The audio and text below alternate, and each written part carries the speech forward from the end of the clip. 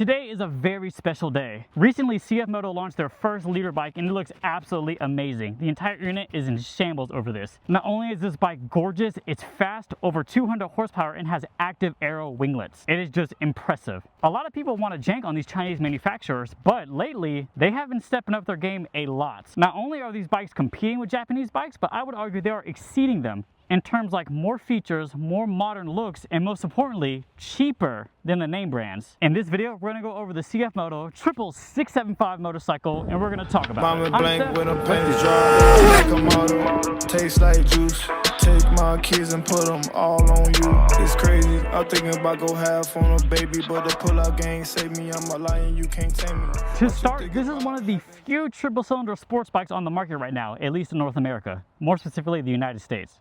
Now, me personally, I have a sweet spot for these triple cylinders because they sound way better than the dual cylinders and they have more torque than four cylinders. It's literally in the middle, meaning you get an awesome sound and you get awesome torque. It's the best of both worlds. And honestly, for most road riders, it's way more practical than a four cylinder. So let's start with the outside and the visuals. This bike is absolutely gorgeous. Here we have the white and blue combination and some black. They do also sell a darker grayish black version, and that also looks amazing. One of the first things that stands out to you in this bike is probably the wheels that are blue. Those accents just look so good on this bike. The contrast between the two colors is just impeccable. Moving on to the right side of the motorcycle, you can see the stickers that they have here for the 675 SS. And then over here, you have these winglets, which is very interesting choice for this motorcycle. Some people argue they work, some people argue they don't. I don't know. I'm just here to observe the visuals. I'll let some of you guys decide that for me. In the front wheel, we have dual brakes over here. Another big 675 sticker on the bottom. Nothing fancy when it comes to the levers and the pegs. They are a little bit more spiky than some of the other ones like Kawasaki, which is a very interesting choice. Now, one trend recently that I noticed with these manufacturers that I really like is the fact that the stock exhaust is a lot lower and it's not a giant piece of metal on the side anymore. This is a phenomenal move in my opinion. I always hated buying a motorcycle and you just have a giant Pringles can on the side. I think it looked ugly and it sounded even worse. Just about everybody watching this has probably bought a motorcycle and the first thing they did when they went home was take off that Pringles can and put on their own exhaust. And what's interesting about this motorcycle is that it actually sounds pretty good stock. I say pretty good relatively because obviously compared to a slip-on or a full exhaust it's going to sound terrible, but relative to other stock motorcycles it sounds pretty decent. Moving on to the back, you have your standard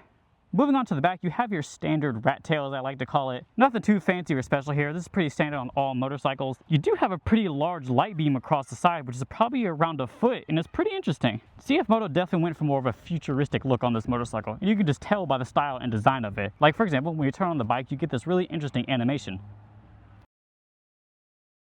Kind of reminds me of Tron. On the left side, it is pretty standard as well. Nothing crazy. And this bike is very symmetrical, so you still have your standard foot pegs, your foot lever, and then your wings. The left side is pretty symmetrical to the right side. You still have those wings in the front, and then you have your spiky pegs in the back. The seat on this is actually extremely comfortable. It's kind of soft. It's not hard like other manufacturers. And the texture is pretty interesting too. It's kind of like a couch almost. You have like these textures and these octagons and stitches all across the seat like you see here.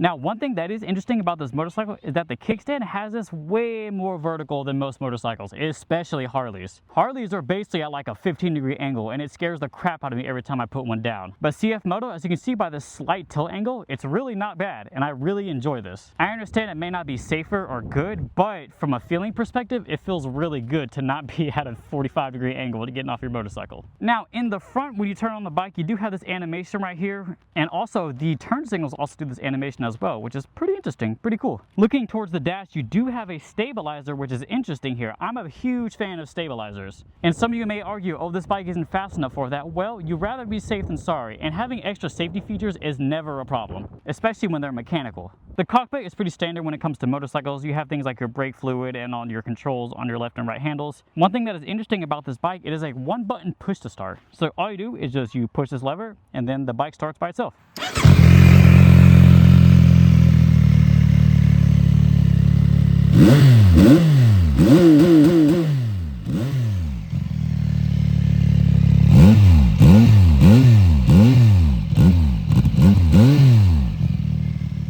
Also, when you turn the key to start the motorcycle, you get this really interesting animation from CF Moto. Now, if you have a motorcycle from another name brand manufacturer, this pop-up is basically instant and it takes you straight to the dash. But CF Moto, they want to give you a little trailer before you start riding. It's really not long, it's kind of dramatic, but compared to other brands, this does seem pretty long. I'm just used to my ZX4R.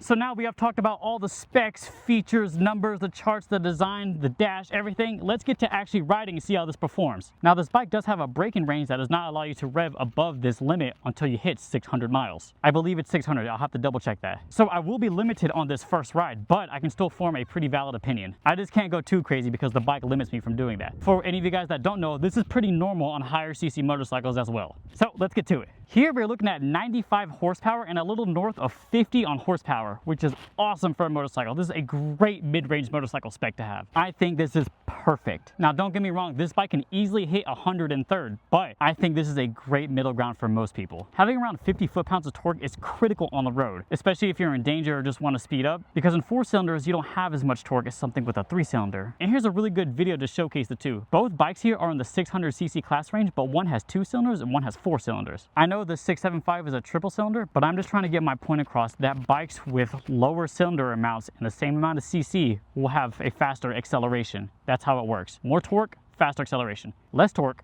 less faster acceleration. All right, let's do it.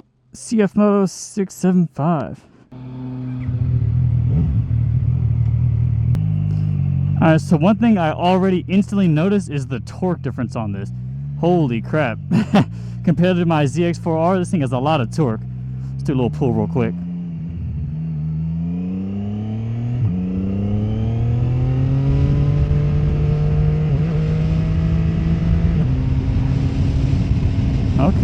Okay. You know, this is a very different riding position, but it's not terribly uncomfortable, at least not yet. I feel like this is good. I'm definitely a lot more lean forward than on my ZX4R, but this doesn't feel bad. Yet, at least. This has only been 1 minute in the ride, so we'll see how it goes. And if you guys don't know, this bike has a quick shifter up, not down. So if I want to go to second right now, I have to do a little like that. Which is cool, I guess, but, you know, we prefer the bi-directional. The throttle response on this is really good, too. You really get a sense of that torque. This is why I love 3-cylinder bikes, because you're in the middle of a lot of torque and a great noise. And here you have both. You have awesome torque, you have over 50 foot-pounds of torque, and you have great sound. So it's just a home run. Now, one thing I do notice, I don't know if it's just me or it's the bike itself, but I feel like this bar is a little bit slanted. I don't know, maybe it's just me. Really smooth though. And since we are under the 600-mile limit, we are limited to 6,000 RPM right here. So I'm very limited on this ride. But, oh wow, yeah, these brakes feel good. Where should we go? I don't know this area very well, so we'll take a left. God, that torque is instant on here. You feel that thing. Holy crap. Oh yeah, I see. This is why I love 3-cylinder bike.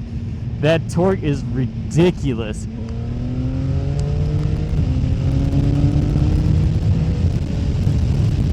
Woo!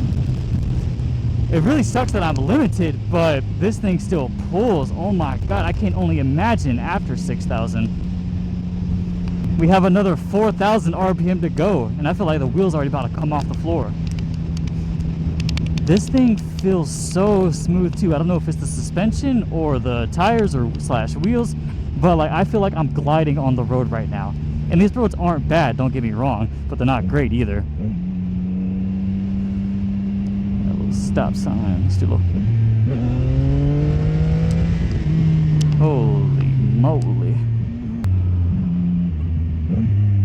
Wow, it's so easy to rev match too. Yeah, so if you remember about a couple minutes ago, I said this position isn't bad, and now I'm starting to feel it in my upper neck right now. And this is why I'm not a fan of the sport bike's seating position, more so the 600cc and up. It's just too far forward, man. I'm a small dude. I'm a short king, about 5'8", 5'9". So it's really hard trying to find a comfortable sports bike, which I know is kind of an oxymoron. But The ZX4R has definitely been my #1 pick when it comes to comfort. God, let's listen to this. It's stock. It's good compared to other stock exhaust.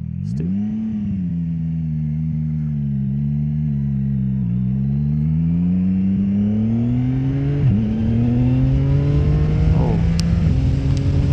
God, this upshifter is so smooth, man. This is gonna hurt a lot of feelings. This may even be smoother than the ZX4R quick shifter, and that one is already butter smooth. But this one is just so good. I don't feel a jerk or nothing. Yeah. Oh my God, that is so nice. And this is what I was talking about in one of my videos, if you've seen that, is that these Chinese manufacturers are not to mess with anymore. People used to make fun of them and belittle them, but bikes like this is just ridiculous, especially for the price. And I believe at the time recording this video, these bikes are also at 0% interest. Oh, we got another biker right here. I think I'm wrong about the 6,000. I swear it was a 6,000 RPM limit. It may be 8. We'll turn around and test it. God, these downshifts and upshifts are just so smooth. It could be because it's a new bike as well. I mean, this thing has 135 miles. That's nothing. I am starting to feel this on my neck, though. It is not comfortable at all at this point. But that's the trade-off with sports bikes. I know some of you guys in the comments will be like, well, that's the whole purpose. You're not supposed to be comfortable. You're supposed to be fast and on the track. Yeah, I know. I get it. So that's just me complaining.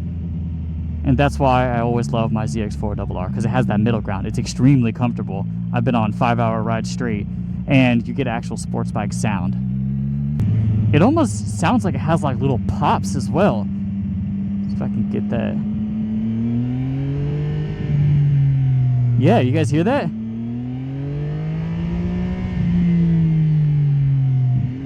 There we go. Yeah. This thing is cool. Now, one thing I also noticed, because the seating position is so different, is that I'm barely tiptoeing the bike now to be able to have it up. This is very different. My 4R, I can just flat foot it, no problem. But here, I don't know why. I guess it's because I'm more leaned forward, so my thighs are pointed back more diagonally. So I was tiptoeing out of the driveway, which is kind of funny. I also have no clue where we're at, guys. All right. Let's see if we can... All right, we got a clear road right here. Let's test it out. Holy shit. Jesus Christ. Okay. That's definitely where you feel that torque come in. Oh my God, you can feel this thing pulling back. It may not look like a lot on video, but I would need to get a way to measure the G's on here, because this is absolutely insane. Ugh. Little rev match. Whew. I feel like every time I gas it, the wheel just wants to come up. Other name brand manufacturers like Kawasaki, Yamaha, take notes, because this is what we want.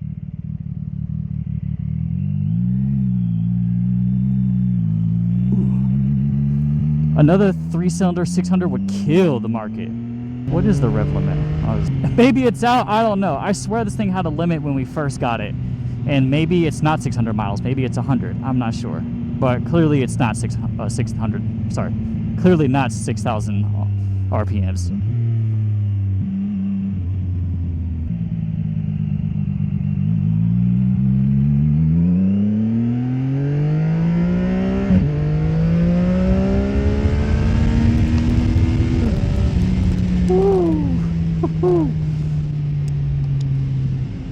One thing I love about this dash as well is that it updates instantly. So like on my bike, it's like every second it updates. It's not realistic with how fast you're actually going. So for example, if I slow down right now, you see that, for example, 31, 30, 29, 28. But on my bike, it'll go from like 32 to 29 without having those numbers in the middle. And I don't like that. We got an open road right here. Let's see. Jesus Christ.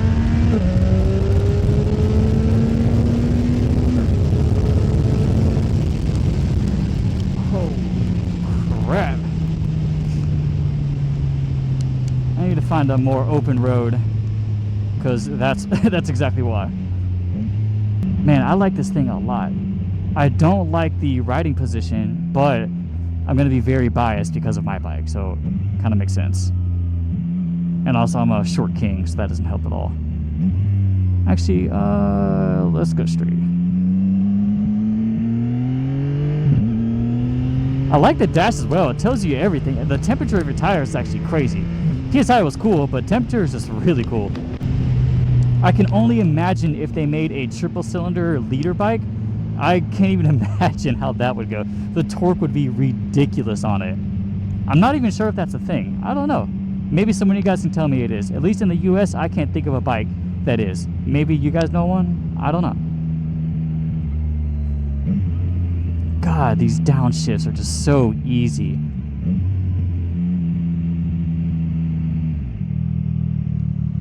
These brakes are so good too. This is a new bike, so of course it's gonna be a little... Alright. Ugh! Put this out, just have extra rope.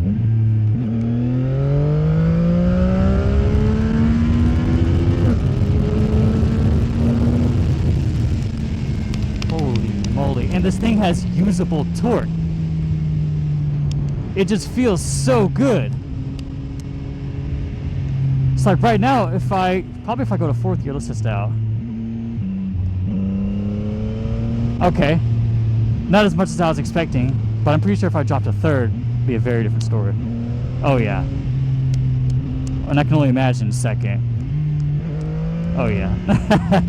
Very usable torque in those ranges. So it seems like around fourth gear is where the torque seems to die, which is pretty normal on most bikes. But this is great because when you're on road, this is just so usable, especially in evasive scenarios or where you need to accelerate. It just makes so much more sense. Oh my God.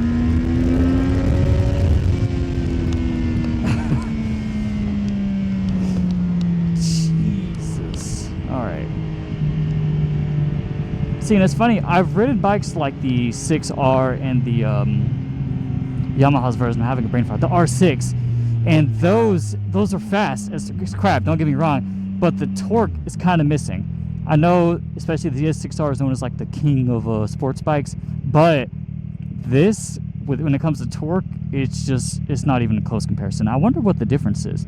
If I had to guess, the torque on the 6R would be like probably low 40s, high 30s, and then here you're looking at the low 50s or mid 50s, I believe. So it's a very noticeable difference. I mean, an extra 10-15 pounds of foot-pounds of torque is ridiculous. So let's see this here. Actually, let's do a little... One thing that's interesting as well, you see when I put the kickstand down, it actually pops up on here. Let's do a little ignite test so we can see what's going on here. All you do is push this button.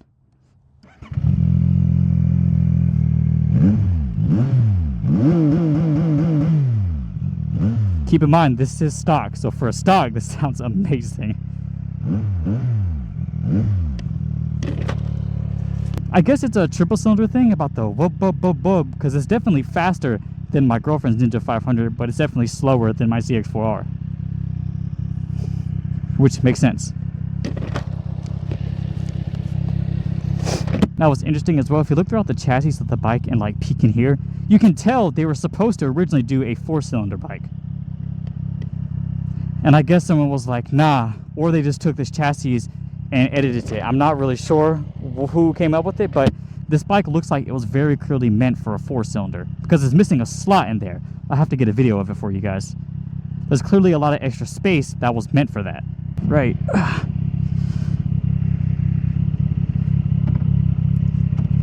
Great. Let's do it.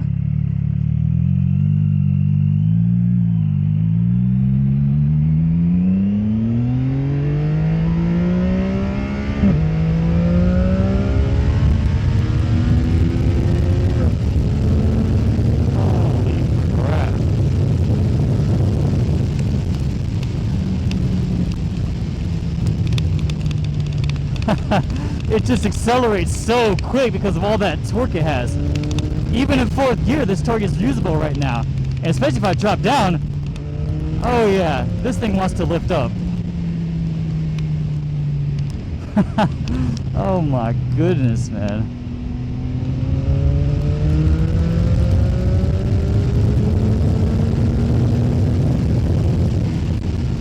Oh man. What's interesting though, in third gear we clearly cannot hit 100, at least not in a straight path, unless I'm still limited. But as of right now, I cannot hit 100. Versus on my bike, the ZX4R, which is almost 300 cc less than this, I can hit 100, which is very interesting here because this bike has more torque and more horsepower. So theoretically, on paper, this should be able to hit 100 in third gear. So for anybody else who has this bike, let me know if it's just my limitations right now or what, because I'm not really sure. But man, every gear is so smooth. I feel like this thing's about to lift off the ground. Oh my god, like these rev matches just too easy. Oh, ooh, it's a little tight turn.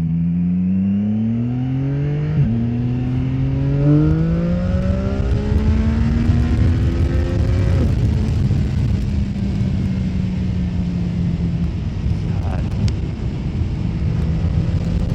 This is such a fun bike.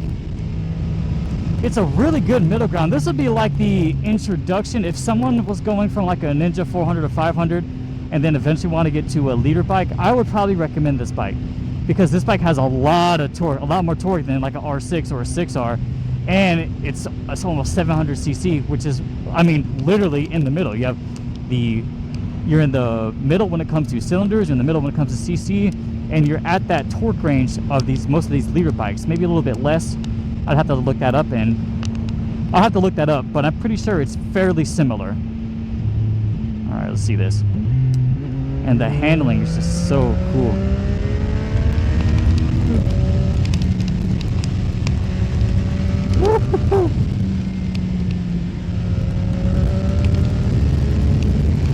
Oh yeah, yeah. Oh my goodness. We hit so close to 90 and then it just stops. Hello guys, wave to the camera.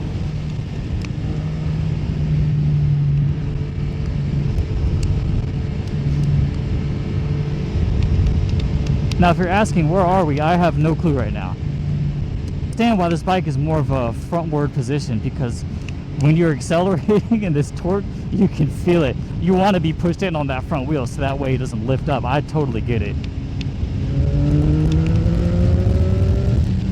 Oh my god. Oh, that's oh dear. I want to see this thing on the track. Their new CF Moto new leader bike is phenomenal looking. And if this bike is doing this good, man, I want to try the other one so bad. One noticeable difference between this bike is that, I hate to say this, but a lot of the parts just feel cheap.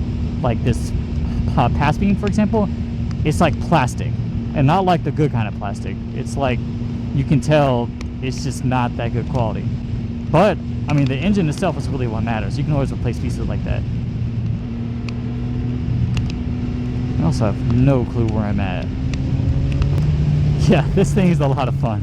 One thing as well, this seat is very comfortable. It's even more comfortable than the Kawasaki seats. Sorry guys, but I don't know what fabric or pattern this is, but it's really, really comfortable. Humongous props to that. It has like these little, I don't know, they're like octagons on there, and I'm not sure what material it is, but it's really comfortable. It's not anything like memory foam, but it's a lot squishier.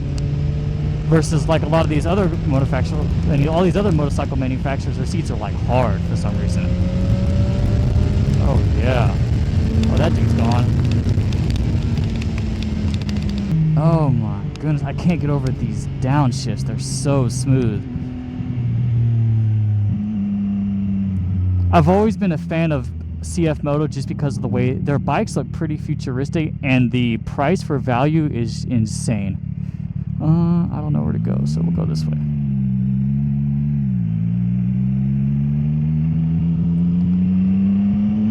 Like, it's gonna be a point where CF Moto keeps going. Actually, let's do a pull real quick.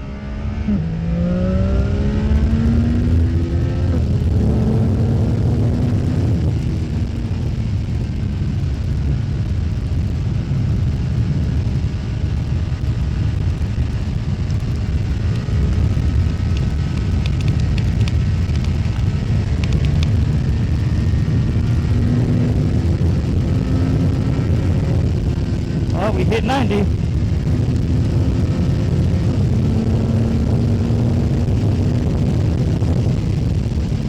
Holy crap. Alright, so it looks like the mid-90s are where you can get at in third gear. Unless I'm limited. But as of right now, that's what it seems like. But it just feels so good. I've always been a fan of these triple cylinders. I can't get over that. I know I've said it like 100 times. But oh my god, you get the best of both worlds. Oh, that's not good. I see the Alabama sign. I started in Florida. I need to find somewhere to turn around. And of course, it had to end up raining today. Where I've actually drove about an hour to come review this bike. It was completely clear and sunny, and then I got here, and it was like dark and nasty looking. Oh, there was a turkey or something. I should have turned there. Kawasaki, Yamaha, Honda, Suzuki, you guys need to make bikes like this. As well, the CF Moto has a stabilizer. Now, a lot of people for some reason argue, oh, it doesn't need that for a bike. It's not fast enough. Well, if you're going 150, it doesn't matter how fast the bike can go. It's always safe. It's always better to have the safety features. I don't understand why CF Moto got some backlash on it. Now, whether it works or not, I don't know. I haven't seen any testing on that. But I would much rather have this than not have it. And like on my bike, for example, I would love to add one to it. Now let's just appreciate this bike for a second. Yeah. Look at that. It's so good. Now, one problem is I have no clue how to get back, so we're in this together. But hopefully we get a cool pop now. One interesting as well is I really like these gauges. Like, look at the gas and the heat. Instead of like your typical bars like every other manufacturer has, it's like a, I don't know, like a loading bar like you would see like in a video game or something. Looks really good. If I remember right, there are 3 traction control settings. I just have this set to 1 right now because that is what the owner of this bike has it set to, so I'm going to leave it at that. So let's do this again.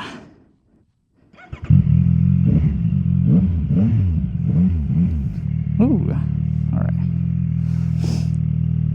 No, honestly, not having the quick shifter down isn't really a deal breaker. It would be nice to have, but it's not really a deal breaker to me. I would still buy this bike. I actually do want this bike. And I'm gonna give a shout out to Serge here because he's an awesome dude and has a beautiful 675. So hopefully he sees this video and he comments on it. Go check out his bike and his channel. I'll ask him to link it on this video right here, because he has a beautiful 675. I'm really jealous. He might be the guy that convinced me to get one, if I ever get one day. All right, let's see if we can find our way back. Considering I'm in a totally different state now, that is no bueno.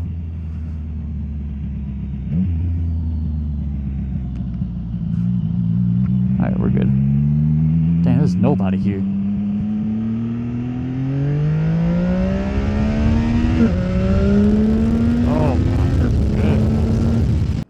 It's so cool how the kickstand tracker comes off. It's a really interesting feature.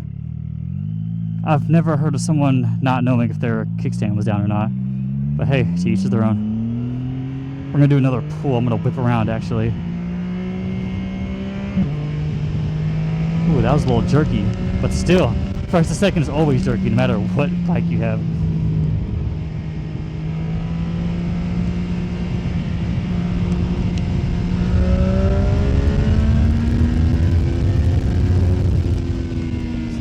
Nobody behind us, no one in front of us. Hopefully, at least. That would suck, right? Alright.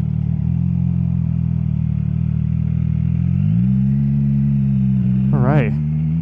Let's do it. Ooh. Ooh. Alright.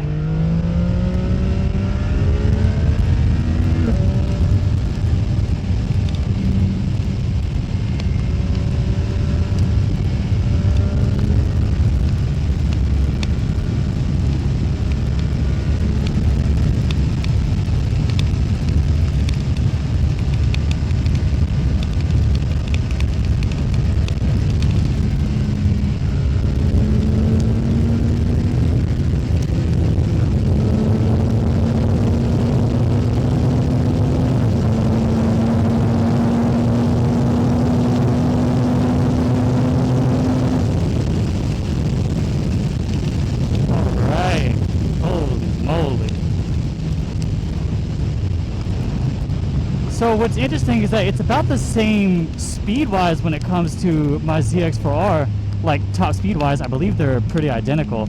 But for some reason, this just feels like you are pulling. And it's not just for some reason. Like I keep saying, it's that triple cylinder which gives you that insane amount of torque. And man, this feels good. So guys, that has been the CF Moto 675 motorcycle review. Let me know what you guys think in the comments and if you guys would get this. Be safe guys, stay visible.